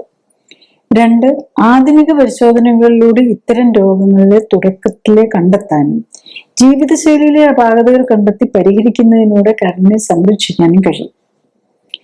3, പിത്താശയത്തിൽ ഉണ്ടാകുന്ന കല്ലുകൾ, മുഴകൾ, ക്യാൻസർ തുടങ്ങിയവയ്ക്കും കാരണം ഫാറ്റി ലിവറും ലിവറിന്റെ ആരോഗ്യക്കുറവുമാണ്. ദഹന പ്രക്രിയയെ സഹായിക്കാനായി കരൾ ഉണ്ടാക്കുന്ന പിത്തരസത്തിലെ വ്യതിയാനങ്ങളാണ് പിത്താശയ കല്ലുകൾക്കും ക്യാൻസറിനും ഒക്കെ കാരണമാകുന്നത്. 4, വിഷവസ്തുക്കളുടെ ആധിക്യവും പോഷകങ്ങളുടെ ഏറ്റക്കുറച്ചിലുമാണ് ഒട്ടുമിക്ക കരൾ രോഗങ്ങൾക്കും കാരണം. പോഷകങ്ങൾ അല്ലാത്തതെല്ലാം, നാം കഴിക്കുന്ന മരുന്നുകൾ പോലും പോഷകങ്ങൾ തന്നെ അമിതമായാലും കരളിനെ സംബന്ധിച്ചിടത്തോളം വിഷാംശമാണ്. വൈറസും ബാക്ടീരിയയും പോലുള്ള ബയോളജിക്കൽ ഏജൻസും മദ്യവും മരുന്നുകളും ഭക്ഷണത്തിലെ അമിത കൊഴുപ്പും അന്നജവും ഭക്ഷണത്തിലൂടെ ഉള്ളിലെത്തുന്ന കീടനാശിനികളും കൃത്രിമ രുചിക്കൂട്ടുകളും പ്രിസർവേറ്റീവ്സുകളും പോലുള്ള കെമിക്കൽ ഏജൻസും ഒക്കെ കരൾ കോശങ്ങളുടെ നാശത്തിന് കാരണമാകാം. 5, ക്ഷീണം, ഗ്യാസ്, മുകൾ വയറിന് വലതുവശ ഭാഗത്തോ മൊത്തമായോ ചെറിയ വേദന തുടങ്ങി ചെറിയ അസ്വസ്ഥതകൾ മാത്രമേ തുടക്കത്തിൽ ഉണ്ടാവൂ. കരൾ തീരെ നശിച്ചു പോയി കഴിയുമ്പോഴാണ് മുഖത്ത് കറുപ്പ് നിറം, വയറിൽ നീര് കിട്ടുക, രക്തം ഛർദ്ദിക്കുക, വേദനകൾ, മാനസിക വിഭ്രാന്തി തുടങ്ങിയ ലക്ഷണങ്ങൾ കാണിക്കുന്നത്.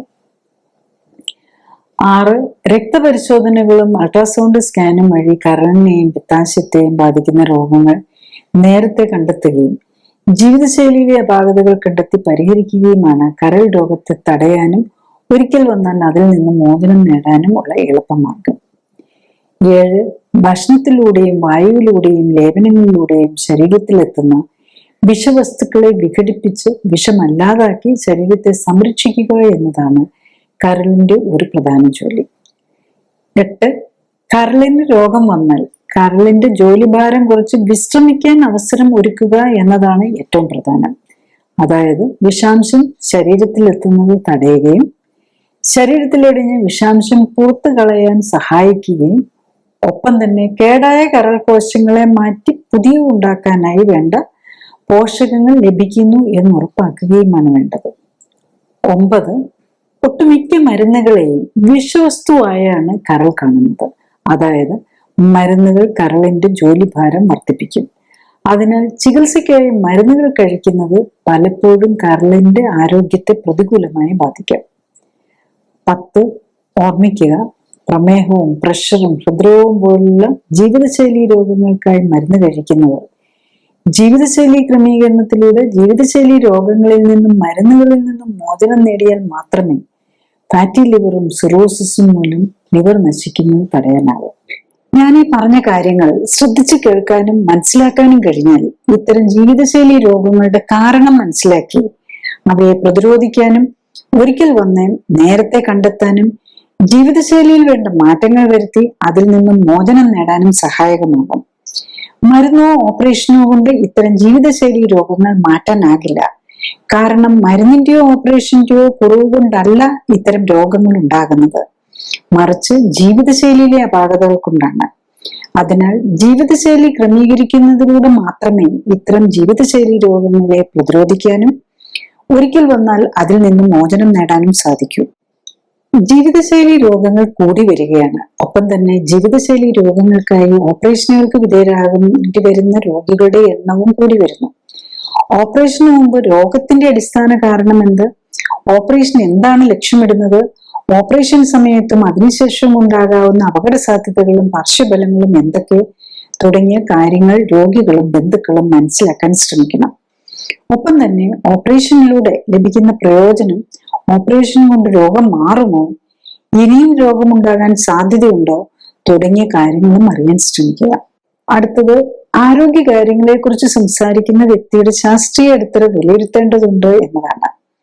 ഞാൻ ഡോക്ടർ ജോളി തോമസൺ 1981 ബാച്ചിൽ കോട്ടയം മെഡിക്കൽ കോളേജിൽ നിന്നും MBBS-ഉം തുടർന്ന് തിരുവനന്തപുരം മെഡിക്കൽ കോളേജിൽ നിന്നും MD-യും റീപ്രൊഡക്റ്റീവ് മെഡിസിനിലും സർജറിയിലും സ്പെഷ്യൽ ട്രെയിനിങ്ങുകൾക്കും ശേഷം ഗവൺമെന്റ് സർവീസിൽ ചേർന്നു.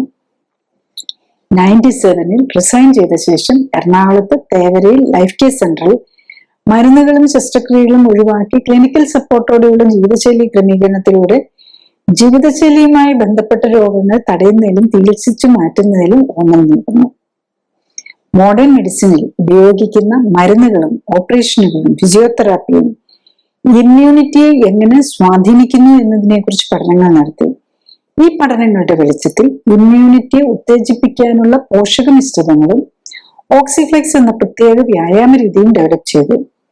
ഈ പോഷക മിശ്രിതങ്ങളുടെയും ഓക്സിഫ്ലെക്സ് വ്യായാമത്തിന്റെയും സഹായത്തോടെ കോശങ്ങളെ ശാക്തീകരിച്ച് രോഗമുക്തിയെ സഹായിക്കാനും ആരോഗ്യം ഉത്തമമാക്കാനും നിലനിർത്താനും സഹായിക്കുന്ന സെൽ ആക്ടിവേഷൻ എന്ന നൂതന ചികിത്സാ രീതിയും ഡെവലപ്പ് ചെയ്തു.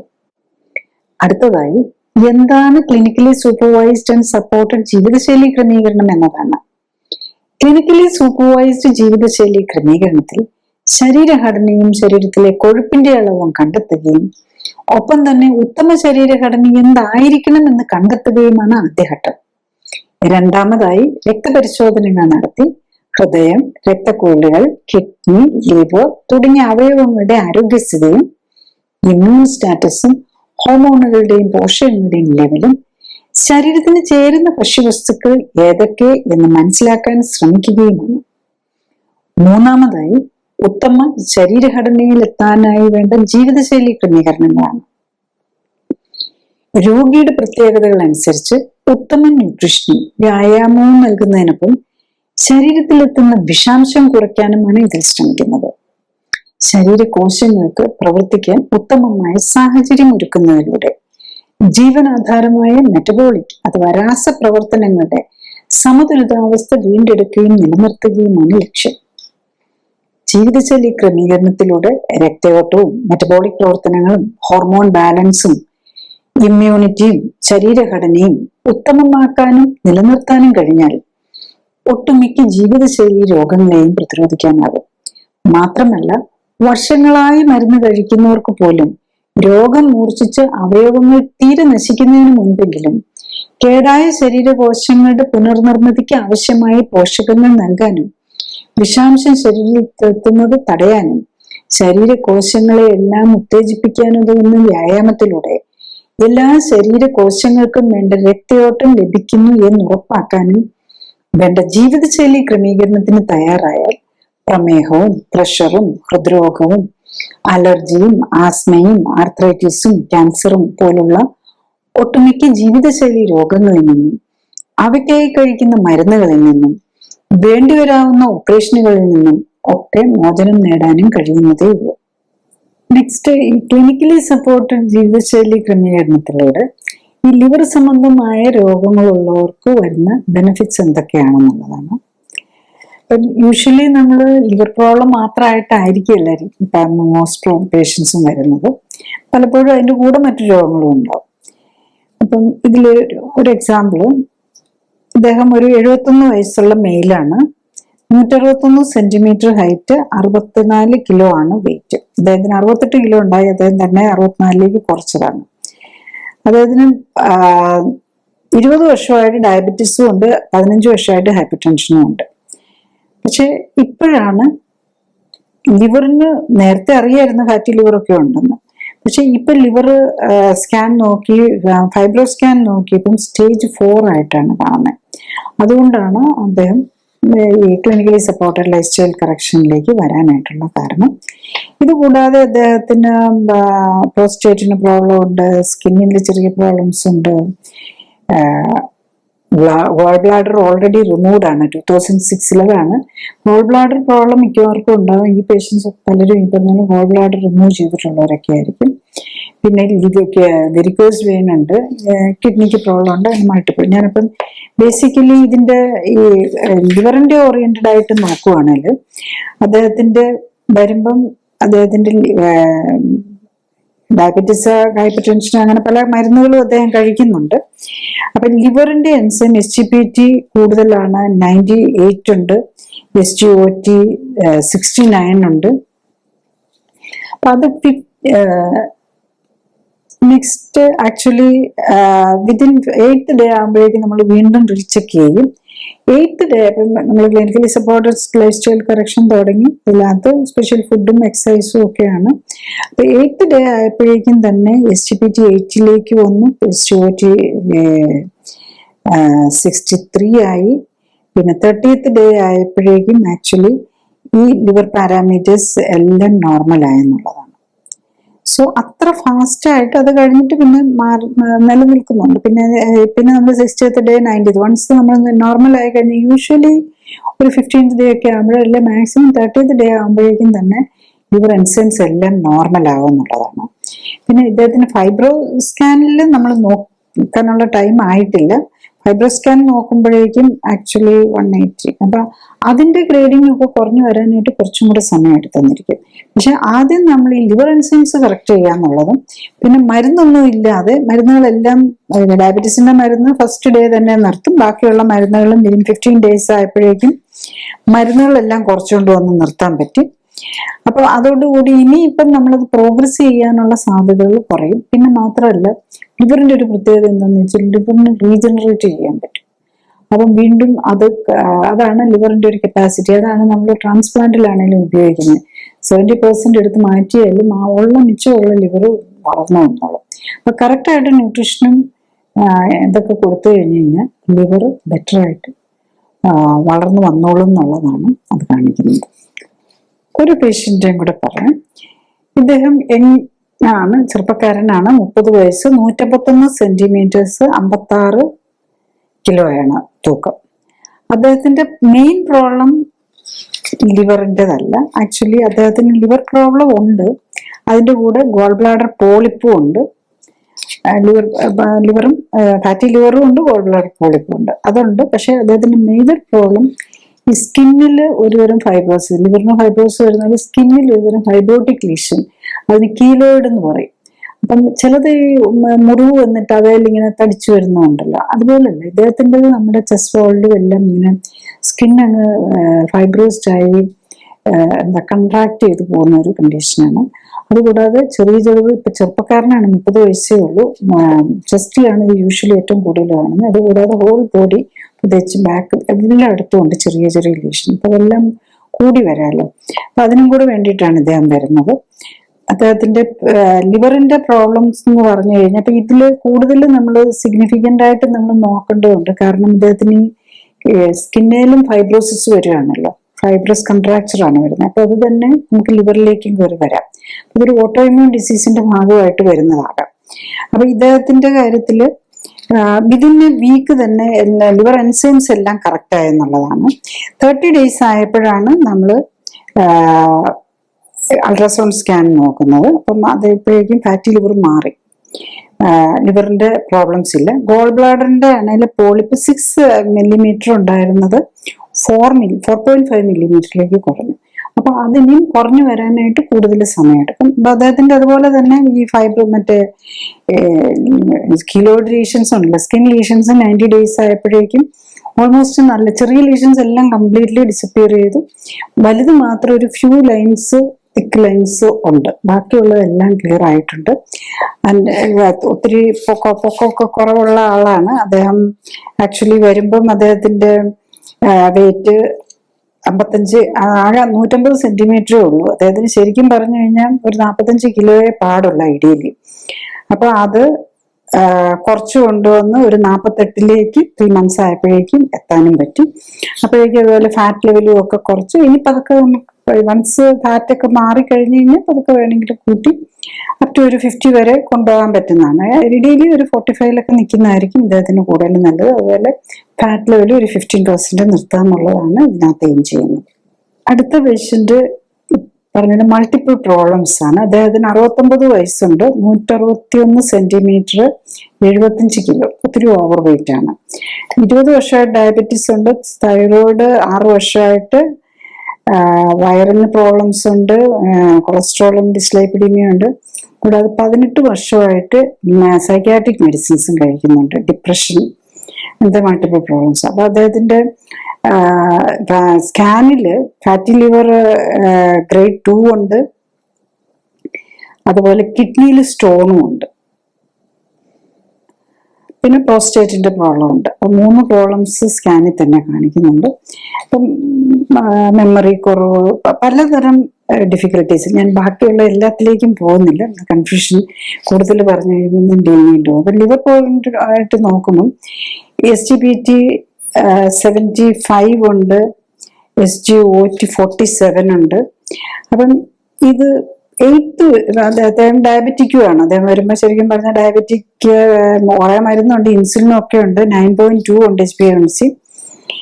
പിന്നെ ലിവർ കിഡ്നി പ്രോബ്ലം ഒക്കെ ഉണ്ട്. അപ്പൊ അദ്ദേഹത്തിന്റെ 15th ഡേ ആയപ്പോഴേക്കും 8th ഡേ ആയപ്പോ തന്നെ HbA1c 9.2 8.6 ആയി. മരുന്ന് നിർത്തിയിട്ടാണ്. ഫസ്റ്റ് ഡേ തന്നെ നമ്മൾ ഡയബറ്റീസിന്റെ ഇൻസുലിനും ഡയബറ്റിക് മെഡിസിൻസ് എല്ലാം നിർത്തും. ആക്ച്വലി ഓൾമോസ്റ്റ് 8-9 ഗുളികയും 2 നേരം ഇൻസുലിനും ഒക്കെ എടുത്തുകൊണ്ടിരുന്നതാണ്. അപ്പം 30 ദിവസം ആയപ്പോഴേക്കും അദ്ദേഹത്തിന്റെ 15th ഡേ ആയപ്പോഴേക്കും എല്ലാ ലിവർ എൻസൈംസ് എല്ലാം കറക്റ്റായി. HbA1c ആക്ച്വലി 30th ഡേ ആയപ്പോഴേക്ക് 7.6 വന്നു. ഇത്ര ഫാസ്റ്റ് ആയിട്ട് തന്നെ അതും കുറഞ്ഞു വരുന്നുള്ളതാണ്. അദ്ദേഹത്തിന്റെ മരുന്നുകളെല്ലാം തന്നെ കുറച്ചുകൊണ്ട് വന്ന്, ഈവൻ സൈക്യാട്രിക് മെഡിസിൻസ് നമുക്ക് കുറച്ചുകൊണ്ട് വരാൻ പറ്റി. പക്ഷെ സൈക്യാട്രിക് മെഡിസിൻ ലെമിച്ചോറൊക്കെ ഒരെണ്ണം കംപ്ലീറ്റ് നിർത്താൻ പറ്റി. അത് മാത്രമാണ്. സൈക്യാട്രിക് മെഡിസിൻസ് നിർത്താൻ കുറച്ചും കൂടെ സമയമെടുക്കും.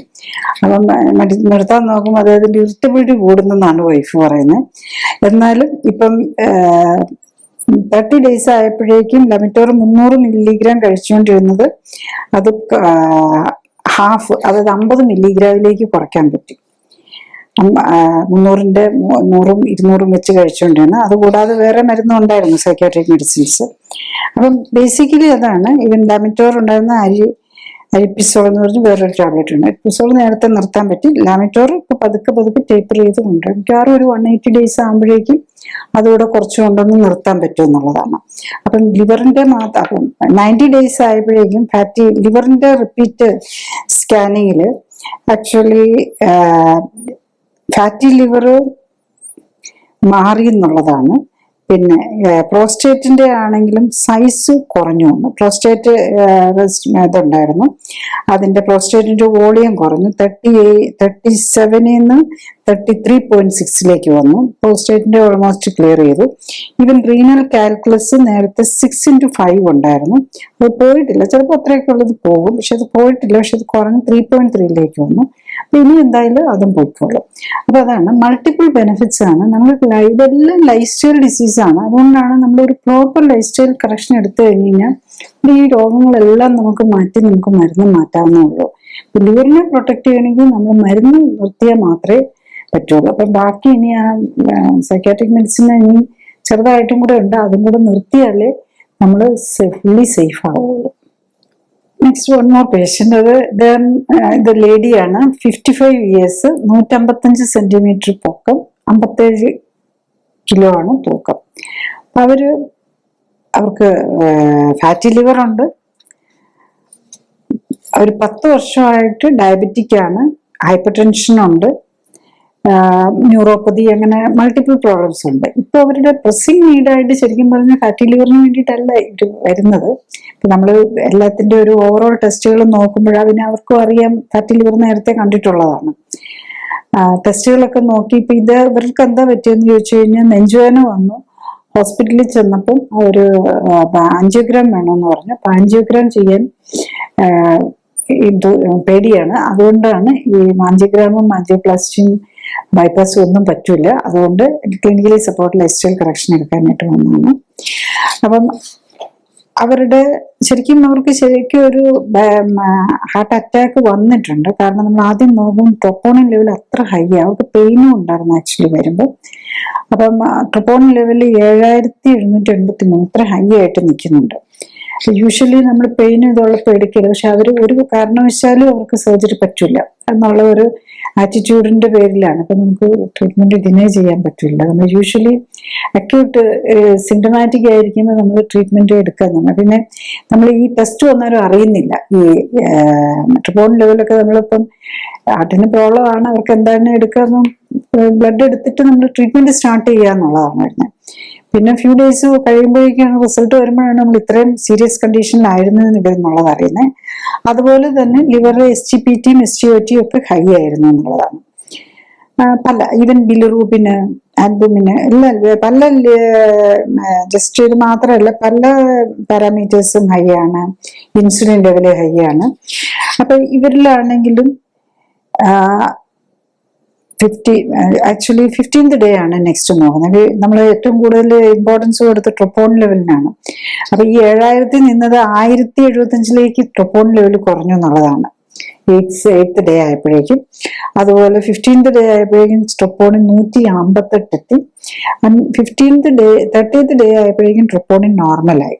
അപ്പൊ പേഷ്യന്റ് സിംറ്റം നെഞ്ചുവേദനയൊക്കെ വിതിൻ ഫ്യൂ ഡേയ്സ് തന്നെ, അതായത് സ്റ്റാർട്ട് ചെയ്ത് കഴിഞ്ഞപ്പോൾ തന്നെ കുറഞ്ഞു. അപ്പൊ പിന്നെ നമ്മളെപ്പോഴും ഇങ്ങനെ ഡയഗ്നോസ് നെഞ്ചുവേദനയുള്ളവർ മാറുന്നില്ലെങ്കിൽ കാർഡിയാക് ICUയിൽ അഡ്മിറ്റഡ് ആവണം എന്ന് പറഞ്ഞാണ്. അപ്പം അവരുടെ പെയിനും കുറഞ്ഞു, ട്രോപ്പോണിൻ ലെവലും ഒക്കെ കുറഞ്ഞു വന്നു എന്നുള്ളത്.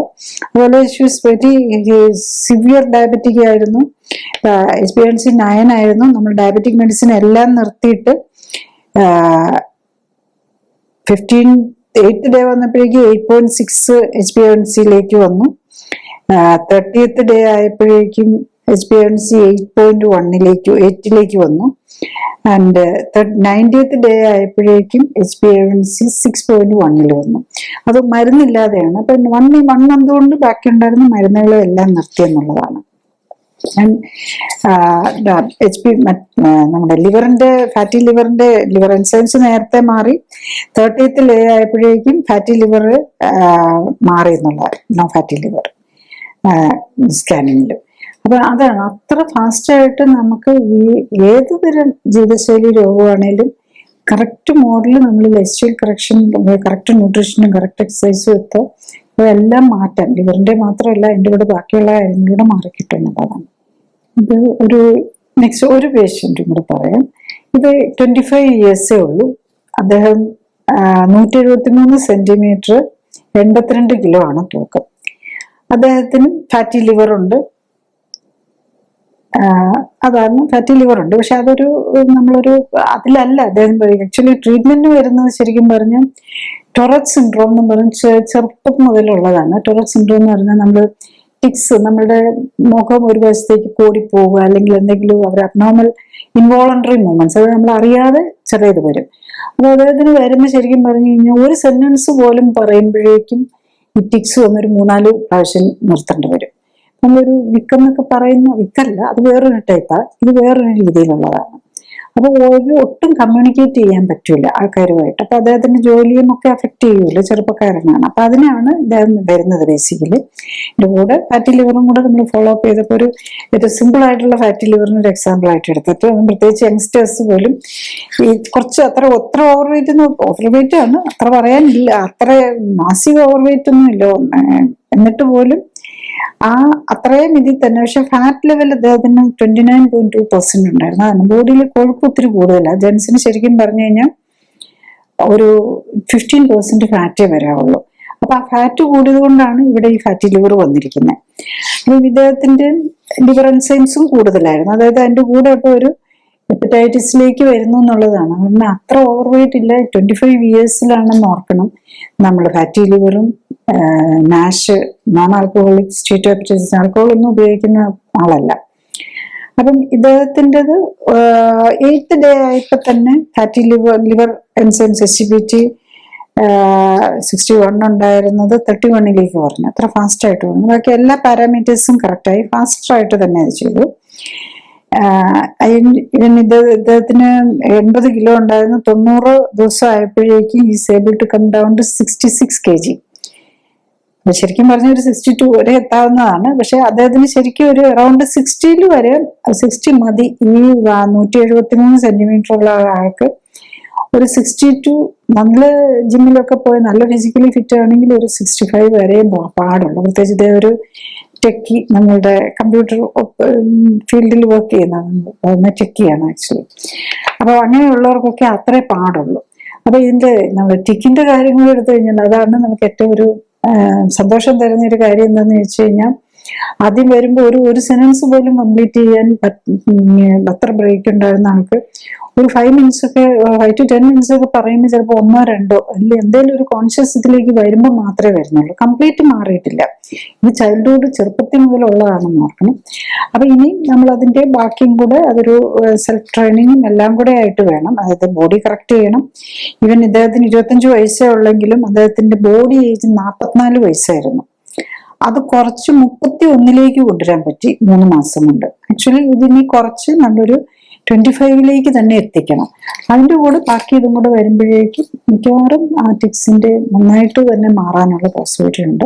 പക്ഷെ ഇപ്പം നമുക്കൊരു നോക്കിയ ഒരു പെർസെൻറ്റേജ് വൈസ് നോക്കിയ ഒരു 70% ഹീസ് റിലീവ്ഡ് ഓഫ് ഈ ടിക്സും അതുപോലത്തെ ഈ ഇൻവോളണ്ടറി മൂവ്മെന്റ്സിന് മാറാൻ പറ്റിയിട്ടുണ്ടെന്നുള്ളതാണ്. ക്ലിനിക്കലി സപ്പോർട്ടഡ് ജീവിതശൈലി ക്രമീകരണത്തിൽ രോഗലക്ഷണങ്ങളെ അല്ല ഫോക്കസ് ചെയ്യുന്നത്, അതിന്റെ അടിസ്ഥാന കാരണമായ ശരീരഘടനയിലെയും ഹോർമോൺ ബാലൻസിലെയും ഇമ്മ്യൂണിറ്റിയിലെയും വ്യതിയാനങ്ങളെയും അവയ്ക്ക് കാരണമായ ജീവിതശൈലിയിലെ അപാകതകൾ പരിഹരിക്കാനുമാണ്. അതുകൊണ്ടാണ് ഏത് പ്രായത്തിലുള്ള ആൾക്കും ഒരേ സമയം വ്യത്യസ്ത രോഗങ്ങൾക്കും രോഗലക്ഷണങ്ങൾക്കും അസ്വസ്ഥതകൾക്കും ആശ്വാസം ലഭിക്കുന്നത്. രോഗമുക്തിക്ക് ആധാരം ഇമ്മ്യൂൺ സിസ്റ്റമാണ്. ഇമ്മ്യൂൺ സിസ്റ്റത്തിന് ഉത്തമമായി പ്രവർത്തിക്കാനുള്ള അവസരമൊരുക്കുകയും അതിലൂടെ ശരീരത്തിന്റെ സെൽഫ് ഹീലിംഗ് പവറിനെ ഉത്തേജിപ്പിക്കുകയുമാണ് വേണ്ടത്. സ്വയം ജീവിതശൈലി ക്രമീകരിച്ച് ആരോഗ്യം ഉത്തമമാക്കി നിലനിർത്താനാണ് എല്ലാവരും ശ്രമിക്കേണ്ടത്. അതിന് കഴിയാതെ വരികയോ ഹൃദ്രോഗവും ക്യാൻസറും പോലുള്ള മാരക രോഗങ്ങൾ സംശയിക്കപ്പെടുമ്പോഴും ഒന്നിൽ കൂടുതൽ രോഗങ്ങളുള്ളവർക്കും മരുന്നുകൾ ദീർഘകാലം ഉപയോഗിക്കേണ്ടി വരുന്നവർക്കും മരുന്നുകൾ കൊണ്ടും അസ്വസ്ഥതകൾ മാറ്റാൻ കഴിയാതെ വരുമ്പോഴും ഓപ്പറേഷൻ ആവശ്യമായി വരുന്നവർക്കും ആണ് ക്ലിനിക്കൽ സപ്പോർട്ടോടെയും സൂപ്പർവിഷനോടെയും ഉള്ള ജീവിതശൈലി ക്രമീകരണം ആവശ്യമായി വരുന്നത്. ക്ലിനിക്കൽ സപ്പോർട്ടോടെയുള്ള ജീവിതശൈലി ക്രമീകരണത്തിന്റെ വിവിധ വശങ്ങളെക്കുറിച്ച് കൂടുതൽ വിവരങ്ങൾ വെബ്സൈറ്റിൽ നിന്നും യൂട്യൂബിൽ നിന്നും അറിയാനാകും. ഓരോ രോഗത്തിന്റെയും കാരണം, രോഗലക്ഷണങ്ങൾ മനസ്സിലാക്കി രോഗം എങ്ങനെ തുടക്കത്തിലേ കണ്ടെത്താം, വേണ്ടിവരാവുന്ന പരിശോധനാ രീതികളുടെയും ചികിത്സാ രീതികളുടെയും ഗുണദോഷങ്ങൾ, പാർശ്വഫലങ്ങൾ, അപകട സാധ്യതകൾ തുടങ്ങിയവയ്ക്കൊപ്പം ജീവിതശൈലിയുമായി രോഗത്തിനുള്ള ബന്ധത്തെയും ജീവിതശൈലി ക്രമീകരണത്തിന്റെ പ്രാധാന്യത്തെയും ശാസ്ത്രീയ വശങ്ങളെയും ക്ലിനിക്കൽ സപ്പോർട്ടോടെയുള്ള ജീവിതശൈലി ക്രമീകരണത്തെയും കുറിച്ച് വിശദീകരിക്കുന്ന വീഡിയോകൾക്കായി പ്ലേലിസ്റ്റ് കാണുക. ഒരു വ്യക്തിക്ക് ഒന്നിൽ കൂടുതൽ രോഗങ്ങളും ഒരേ രോഗത്തിന് പലതരം പരിശോധനാ രീതികളും ചികിത്സാ രീതികളും ഉള്ള ഇക്കാലത്ത് രോഗത്തിന്റെ പ്രത്യേകതകളും പരിശോധനകളുടെയും മരുന്നുകളുടെയും ഓപ്പറേഷനുകളുടെയും ഒക്കെ പാർശ്വഫലങ്ങളെക്കുറിച്ചും അപകട സാധ്യതകളെക്കുറിച്ചും അറിവുണ്ടാകേണ്ടത് ആരോഗ്യ സംരക്ഷണത്തിന് അനിവാര്യമാണ്. വ്യക്തമായ ശാസ്ത്രീയമായ അറിവുണ്ടായാൽ മാത്രമേ രോഗമുക്തിക്കുതകുന്ന ചികിത്സ തിരഞ്ഞെടുക്കാനും ആരോഗ്യത്തോടെയുള്ള ദീർഘായുസ് സാധ്യമാക്കാനും കഴിയൂ. Thank you.